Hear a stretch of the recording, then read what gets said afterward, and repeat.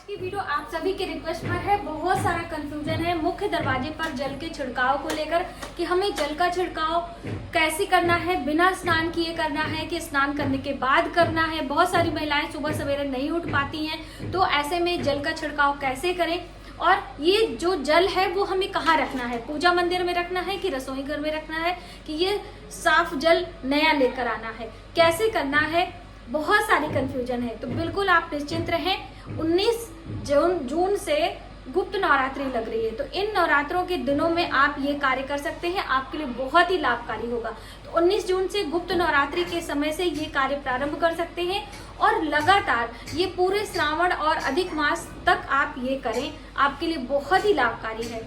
अब देखिए, पहला नियम तो ये है कि सुबह 3:30 से लेके 5 बजे तक, यानी कि सुबह सूर्योदय के पहले आपको ये कार्य करना है ब्रह्म मुहूर्त में।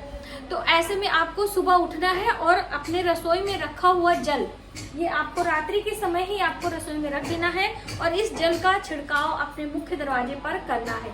बिना स्नान ध्यान किए कोई भी आपको इतना ज्यादा परेशान होने की जरूरत नहीं है। सिर्फ इस जल का छिड़काव करें और माता लक्ष्मी का ध्यान करके आप अपने कार्यों में लग सकती हैं, आप सो भी सकती हैं, कुछ भी कर सकती हैं। बहुत सारे लोगों ने पूछा था क्या हम झाड़ू लेकर धुलाई कर दें या पोछा लगा दें उसके बाद, ऐसा कुछ भी नहीं करना। सिर्फ आप जल का छिड़काव करें। यदि आपका घर विलेज एरिया में है तो आप पानी से धो भी सकते हैं, यानी कि झाड़ू लेकर धुलाई भी कर सकते हैं। बस छोटा सा कार्य करना है, आपके जीवन में संपन्नता अवश्य आएगी। अब देखिए, सभी लोगों की प्रॉब्लम है कि वो सुबह उठ नहीं पाते हैं, तो ऐसे में हम क्या करें। ऐसे में एक दूसरा उपाय है इसे जल के छिड़काव का। मुख्य दरवाजे पर सुबह सवेरे उठते ही जल का छिड़काव स्नान करने के बाद करें। देखिए, आप सारे अपने नित्य कार्य को निपटा लें, स्नान ध्यान कर लें और पूजा करने से पहले ये जल ले लें। गंगा जल आपको लेना है, उसके अंदर आपको मिलानी है हल्दी।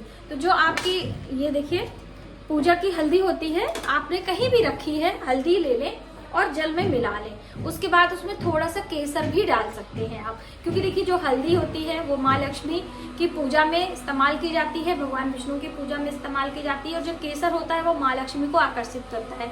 गंगा जल शुद्धता के लिए लिया जाता है। तो ये सारी चीजें जल में मिलाकर मुख्य दरवाजे पर हल्का सा छिड़काव करना है। उसके पहले आप झाड़ू लगा ले, पोछा लगा ले, स्नान कर ले। सारे कार्य को करने के बाद ये सभी काम कर दें। आप चाहें तो अपने दरवाजे पर स्वस्तिक का चिन्ह भी बना सकते हैं। बहुत सारी बहनें पूछती हैं कि हम अपने मुख्य दरवाजे पर स्वस्तिक का चिन्ह बनाएं कि ना बनाएं।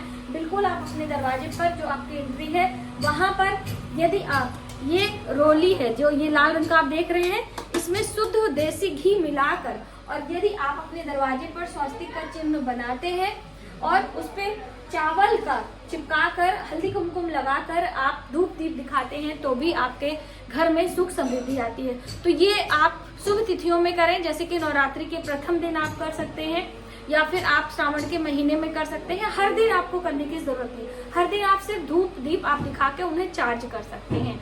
तो ये बहुत सारे बहनों की कंफ्यूजन थी कि हमें कैसे क्या करना है।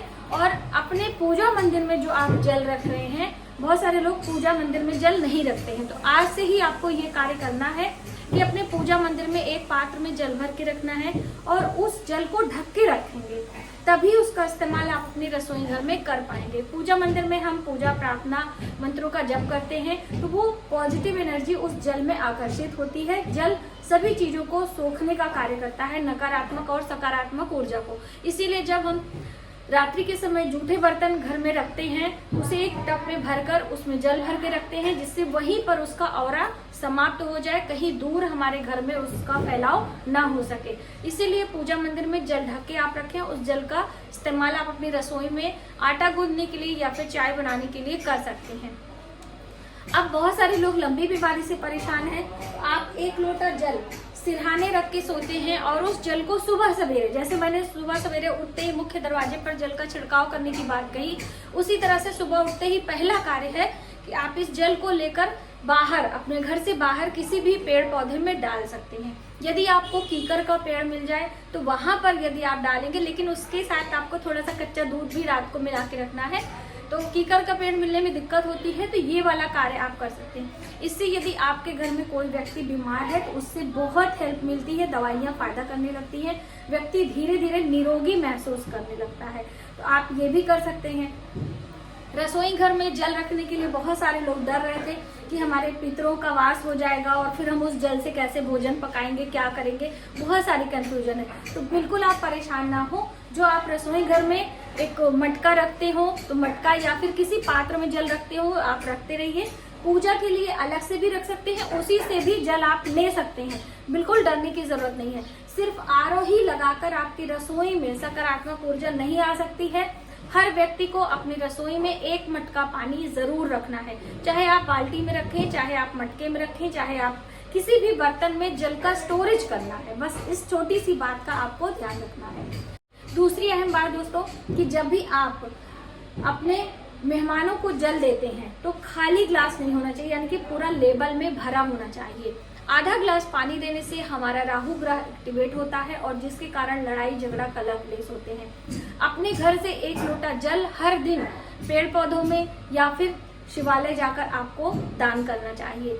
ये चीजें हमारे निरंतर दैनिक कार्य में शामिल होना। तो दोस्तों आपने जाना कि मुख्य दरवाजे पर जल के छिड़काव करने के क्या नियम है, कैसे हमें क्या करना है। आज की वीडियो में बस इतना ही। यदि हमारी जानकारी आपको थोड़ी सी भी हेल्पफुल लगे तो प्लीज वीडियो को लाइक करें, शेयर करें फैमिली फ्रेंडों में, और नए वीडियो के लिए चैनल को सब्सक्राइब कर लें, रेड बटन को जरूर प्रेस करें। मिलते हैं एक नई जानकारी के साथ नए वीडियो में, तब तक आप अपना ख्याल रखें। जय माता दी।